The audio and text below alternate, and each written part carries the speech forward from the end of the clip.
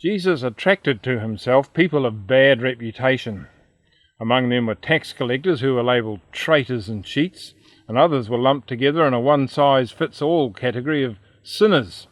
They spoke rough, they dressed rough, they lived rough, they did dirty work, and they were poor. While religious rulers oppressed them and despised them and kept alive the prevailing narrative of their hierarchical society measured in the unit of righteousness. The religious elite were clearly at the top of this social order. When Jesus went public, he completely bypassed recognised authority, and he set about introducing an opposing narrative of the kingdom of God. The power brokers of his day were threatened, and they made themselves his enemies. But Jesus did not respond in like manner. Rather, he sought to include them in the kingdom of God as well. But that would involve for them a complete reversal of their world view. And this power play was complicated by the fact that Jesus demonstrated in his own life extremely high standards of righteousness, way higher than that claimed by the religious leaders themselves. Well, not able to topple him on personal righteousness, they tried to discredit him on the basis of the company he kept. Jesus was a friend of tax collectors and sinners. And to make them understand where he was coming from, he told a few parables. The subject of one parable was of a young man clearly in the bad class, but he turned his life around and became accepted into the kingdom of God. Now, in this story, the narrative of the kingdom of God includes the possibility of change, not the locking in of people into fixed stereotypes. This story is not only a challenge to the religious elite, but it's also an encouragement to sinners. It is a story about the heart of God towards all people. Jesus spoke this parable. There was a young man who was the second son of a wealthy landowner. The two sons enjoyed many privileges, but they did not get on with each other. The older son was the responsible, diligent, and bossy type, and the younger son resented him and he avoided work. Dad was a dignified gentleman, and he gave his sons plenty of freedom. Well, traders from the east passed through their ranch, and they told exotic stories, making farm life sound boring. The younger son dreamed about life out there, away from the daily drudgery of farm life and away from his brother. But he needed money. Impatient for the good life and unwilling to wait for his inheritance, he approached Dad one day. "Father," he said, "give me my share of the estate." His father could have taken him to the town elders and had him stoned for virtually wanting him dead. Or he could have refused and sent him to do some responsible work and teach him some good lessons, but he did neither.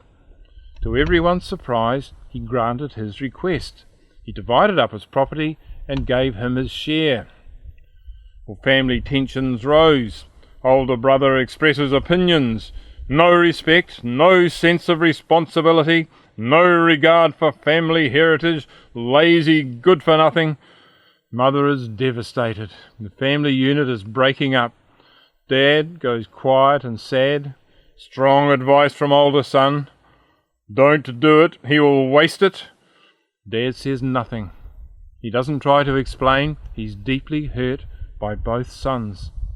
Younger son doesn't care. He wants out. A few days later he cashes up, leaves for a country a long way away. Family attitudes far behind, he sets out to live the dream. Didn't occur to him to invest his money or trade some goods or develop some skills. He arrived at a big city and he joined the nightlife. There was wine, woman and song, sleep by day and party by night, feasting, luxury accommodation, plenty of friends, all expenses paid. By him, of course. Life felt good. Well, after some time there was a downturn in the local economy. Recession began to bite. His cash was gone and so were his friends. Drought set in, crops failed, food prices inflated, and he found himself with no money, no friends, no job, a foreigner trapped in a far land. Well, so he hired himself out to a local pig farmer who sent him to his fields to feed his pigs. Now to a Jew like him, they were unclean animals. Touching them made him unclean. He was being exploited by this farmer to do low-level menial work. And he wanted to fill his stomach with the pods that the swine were eating, but no one gave him anything. The pigs were eating, but he was not. Horrible, wallowing, dirty pigs were better off than he was. He did some deep soul-searching about his situation. Here he was, a Jewish boy, jealous of pigs. Shame. Who am I? Where am I? How did I end up in this situation? Who can I blame? Where can I go from here? No one owes me anything. I've done it all to myself. There's no one to turn to, just the pigs, and they aren't even sharing their corn cobs. I'm starving to death. His mind went back home. My father's servants are far better off than I am. I used to be a son, free and privileged. And then I wanted Dad dead. I'm a murderer. I took his money. I'm a thief.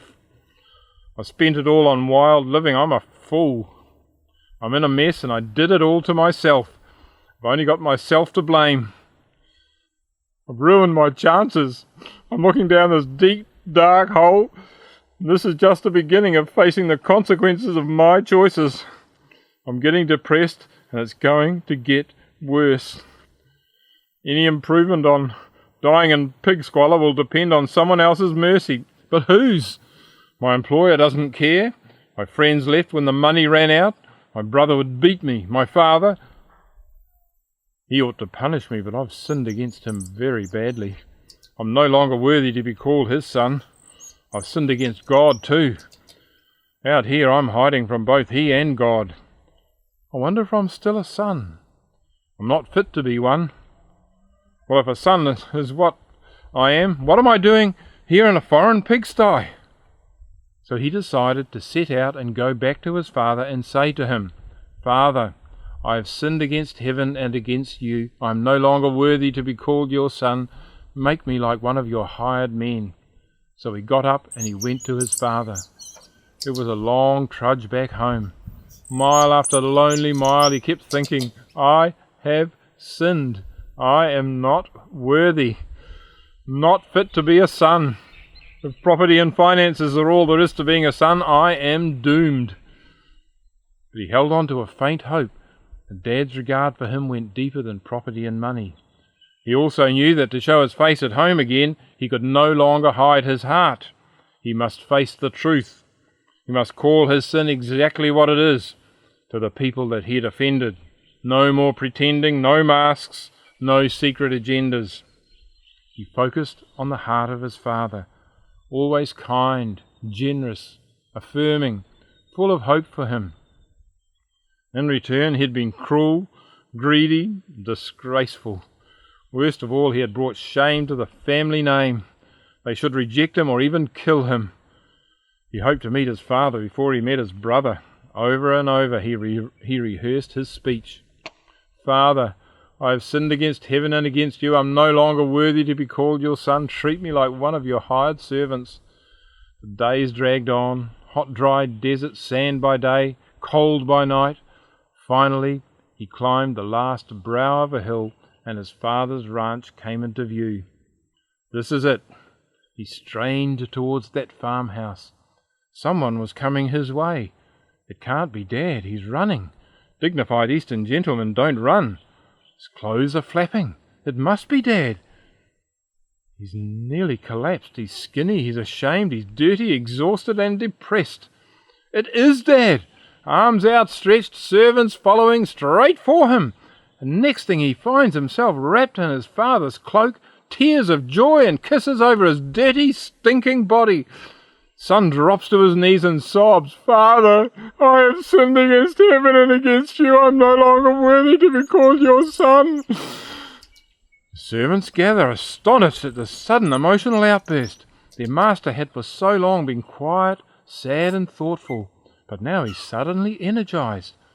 Quickly bring the best robe and put it on him. But the robe is for royalty, not for a rebel. Put a ring on his finger.